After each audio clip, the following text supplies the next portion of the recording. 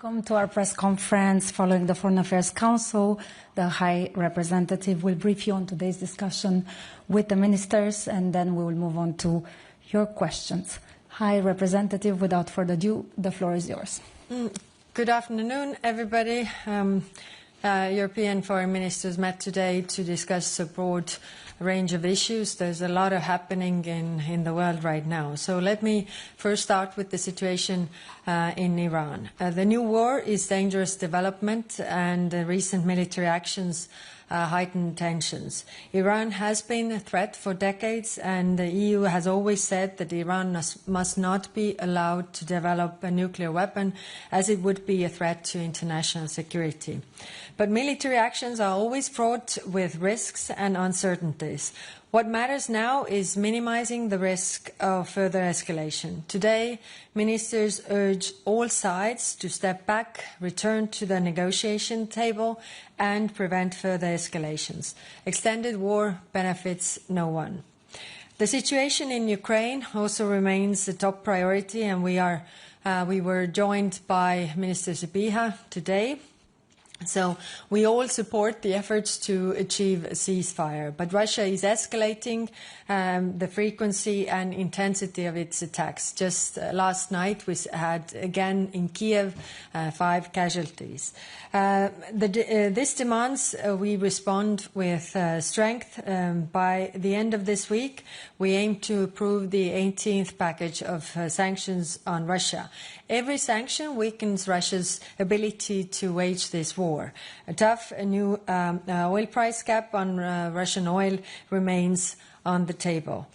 I'm also pleased to announce we discussed the military support to Ukraine, and I'm pleased to announce that 80% of the pledges needed for this 2 million round initiative have already been done for this year. But of course it's 80%, and we still need to do 20 more. We also discussed Russia's hybrid warfare against European countries. Russia's sabotage and cyber attacks are a direct threat to Europe. The EU's new counter-hybrid strategy is a clear blueprint for how to respond. And around the world, of course, when we talk about Shadow Fleet, for example, then EU delegations are helping countries to deflag Shadow Fleet ships. So we have Tanzania has already deregistered 7 ships, and I welcome that Panama, Honduras and Barbados won't register any of the listed vessels. This also helps to prevent sanction circumvention. Then we had lunch, ministers-only discussion on China. It is clear that China is one of the largest trading partners, and we have few issues like climate change where we cooperate. But every relationship requires a dose of realism. China enables Russia's war. We have the wording from NATO that China is the key enabler of Russia's war against Ukraine. It carries out cyber attacks. It interferes our democracies. It uses coercive trade practices. And these aspects strain our relationship and make it increasingly hard to continue as before. So it was important to hear the thoughts of member states and EU foreign ministers before we have the European Union and China summit next month. On Gaza, the European Union priorities are clear: a return to full ceasefire, full humanitarian access, and the release of all hostages. I stay in regular contact with Minister Saar from Israel, and in our talks I make it clear that the blockade on food and medicine does not protect Israel. Instead, it causes more suffering. Today, ministers discussed the review of Israel's compliance with the Article 2 of our association agreement, and that has been put together by legal experts. You have all seen the review as well. I will now address the results of the review with Israel.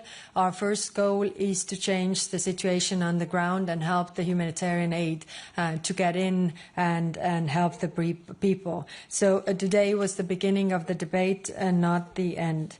Ministers also discussed the growing repression in Georgia, including attacks on opposition leaders and media. We stand ready to consider further restrictive measures on those who are responsible. And lastly, the European Union will take a major step forward in our relations with Canada later today, including with the new security and defence partnership. And this agreement deepens our defence ties and unlocks new cooperation venues, including on Ukraine, cyber defence, emerging technologies. And it can also open the door for Canadian companies to access EU defence industrial loans. Europe and Canada grow stronger together. We are sharing the same values, and at the time of rising tensions, this partnership is a vital step forward facing today's security challenges, and doing that together with our friends from Canada. Thank you. Thank you, High Representative. We'll start with Ksenia.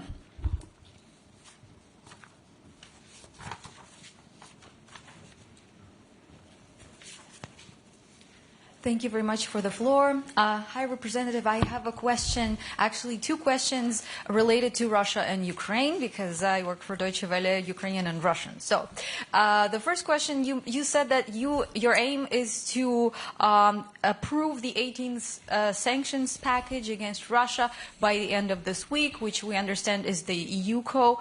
But considering that Hungary publicly announced today that they are blocking this package, would you please explain how you are going to get there?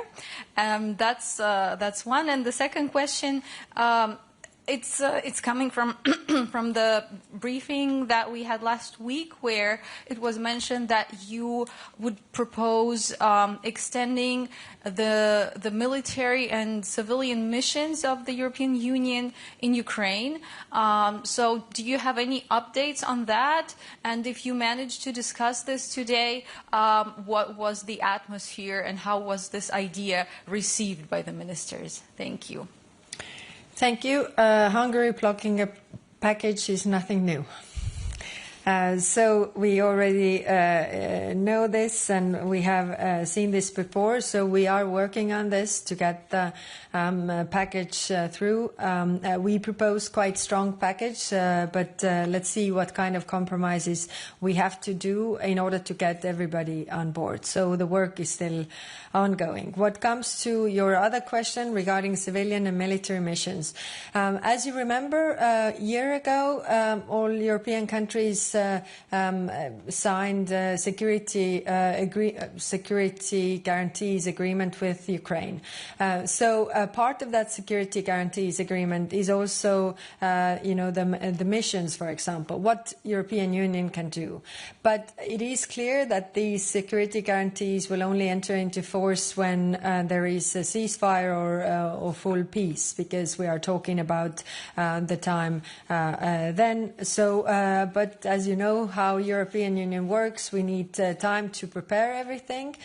So we are already preparing these discussions and having, the start of these discussions, whether, for example, training missions, is it, wiser to move the training missions closer to Ukraine so that they can train the soldiers. And the aim is to have, strong Ukrainian army. So our contribution to that. But, the discussions are still ongoing. Mm-hmm. Thank you. Joachim.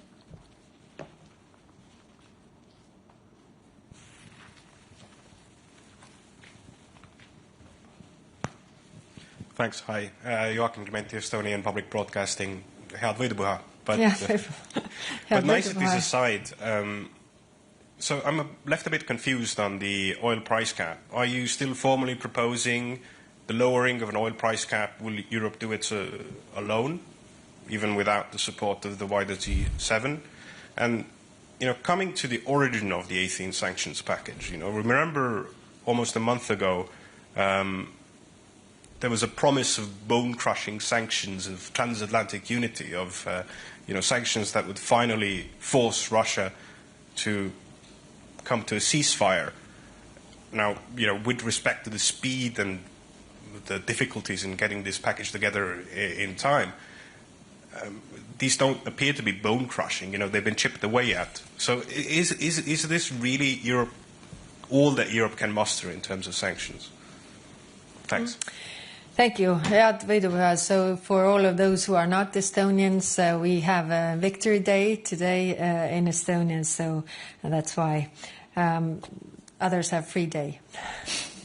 But regarding your question, so, a lot has changed, which shows how interlinked our security theaters are. The war in Middle East has an influence also over the oil price. And that has created also concerns regarding, the threat to the Strait of Hormuz and all these things around.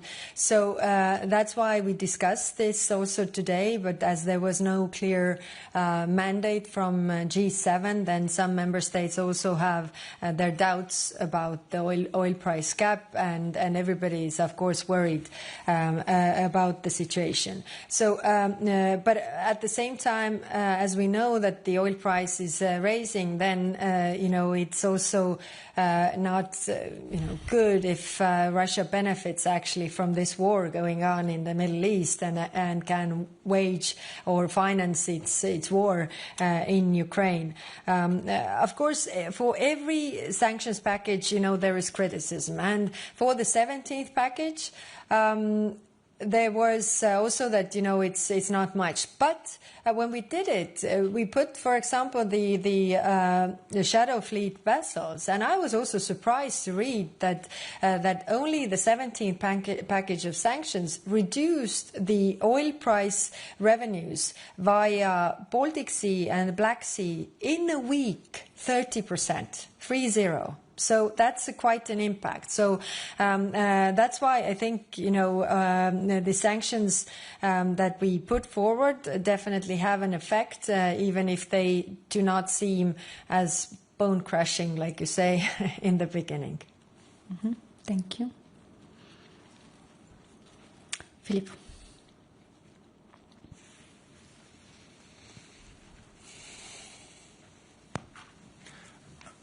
Philippe Jacquet from Le Monde. I had a question on the Gaza review and the Israel-EU agreement review, and I was wondering what will be the next steps and what was your feeling in the room of the appetite for any measures or sanctions? Thank you. So we had a very extensive and intense discussion. Everybody agreed that we want to achieve the situation bettering on the ground, so that it's improving on the ground. People will get help, the humanitarian aid will get to people, and the situation is improved on the ground. So what are the next steps? We will contact Israel to present also our finding and look how we can improve the situation on the ground, because that is the focus of the member states, to really give the be very, very sure about the feelings that we have here. The review is very clear, and we have to improve the situation that Israel has been breaching the Article 2. It is not intended to punish Israel, but to trigger concrete improvements for the people and the lives of people in Gaza. So that is what we are trying to do now. So if the situation does not improve, and then we can discuss also further measures and come back to this in July. But I will only, not me personally, or I will not be the only one who does the outreach. Also other ministers will do and express the same things that we have today, that we have a structured dialogue about this with Israel. Mm-hmm. Okay, Sunniva.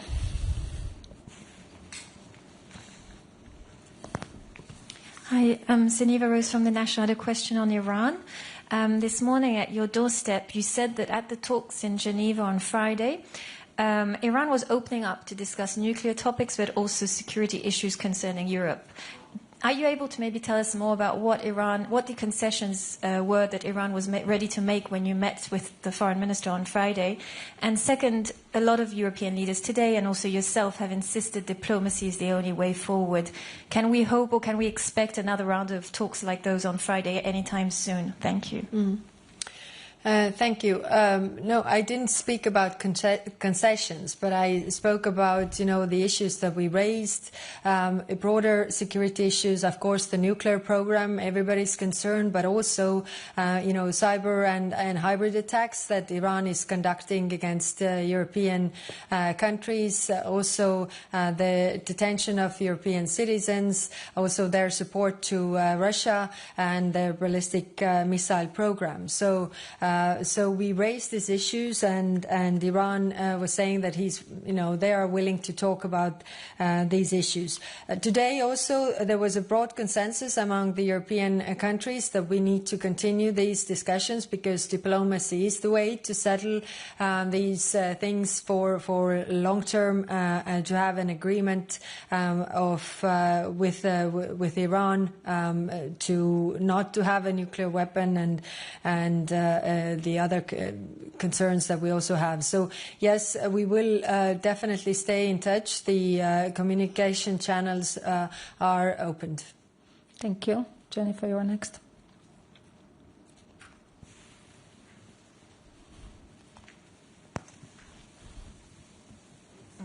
Thank you. Jennifer Rankin from The Guardian. If I could come back to the EU-Israel Association Agreement, could you give some more specifics on what actions you would like to see Israel taking to get the improvements that you mentioned, and what measures might you propose in July, might the Commission propose in July if you don't see the improvements?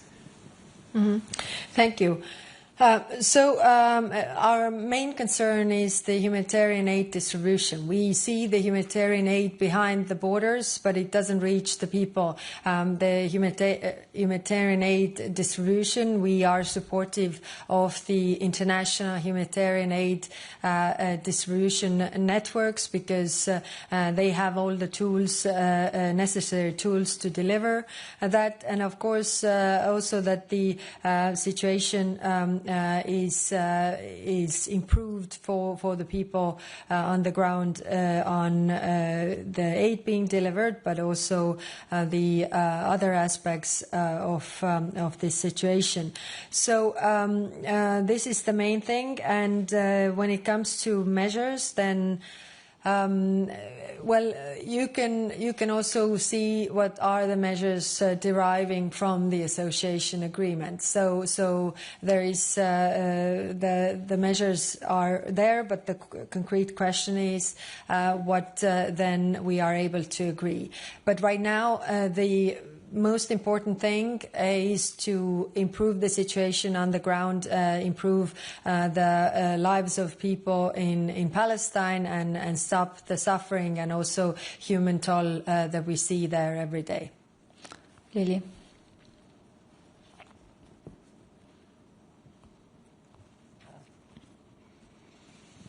Thank you very much, High Representative. Just to return to the topic of Iran, I was wondering if you could share what kind of communication you've been having with the U.S. administration about your concerns, because, we've heard you speaking a lot over the past 48 hours about de-escalation, but are you saying this directly to the Americans? Do you feel like they're listening to your concerns?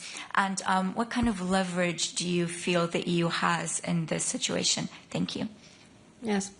Thank you. We are, of course, not only talking to United States, but also all the regional actors, and everybody is concerned of the same thing, which is the spillover effect that it has, security situation of the Middle East in a broader respect. Also, the question of retaliation and what kind of retaliation there is. We are sending clear messages also to Iran that it's not benefiting any anybody, the escalation of this war.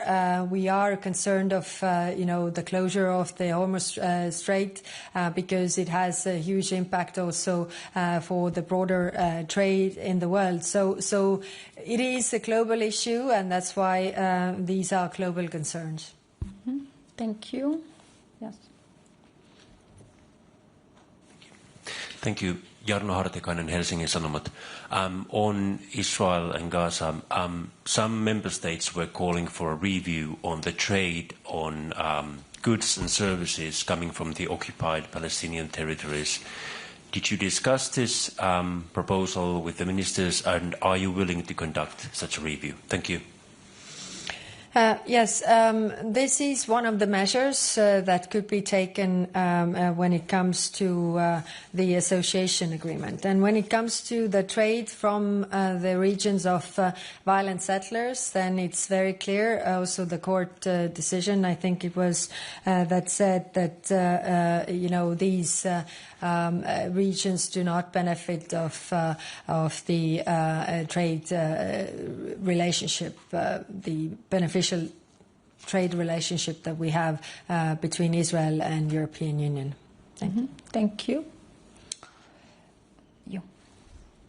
Ella, and then Tamara. No, Ella. Apologies, my colleague in the front. Hi there, Ella Joyner for the Associated Press. I would just like to follow up on Lily's question, which I didn't quite hear a direct answer to, if I may, on what, in terms of you've been calling for de-escalation, but are you actively trying to push the US as well as Iran towards the negotiation table? How are you trying to do that? Thanks. Via diplomacy, of course, via different channels, also, talking to all the parties, that this escalation benefits no one. Mm-hmm. Thank you. Tamara? Tamara Nutsubidze, independent Georgian source, Euroscope.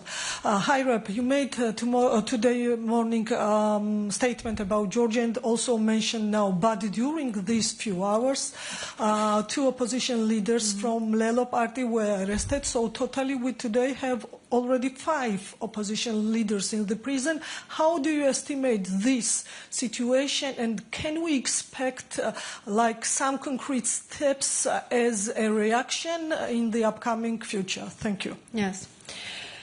Yes, we discussed this today as well. The sanctions against the people who are conducting these things, these acts, and also because it's clear if we look at the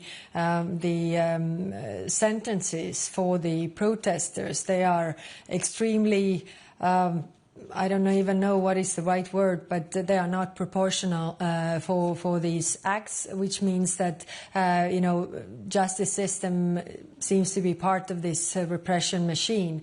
So there was also discussion of putting sanctions on judges who are conducting these things. So we had this discussion today, and we are returning to this also in July. We didn't reach an agreement right now, so I hope that maybe we can have some movement there.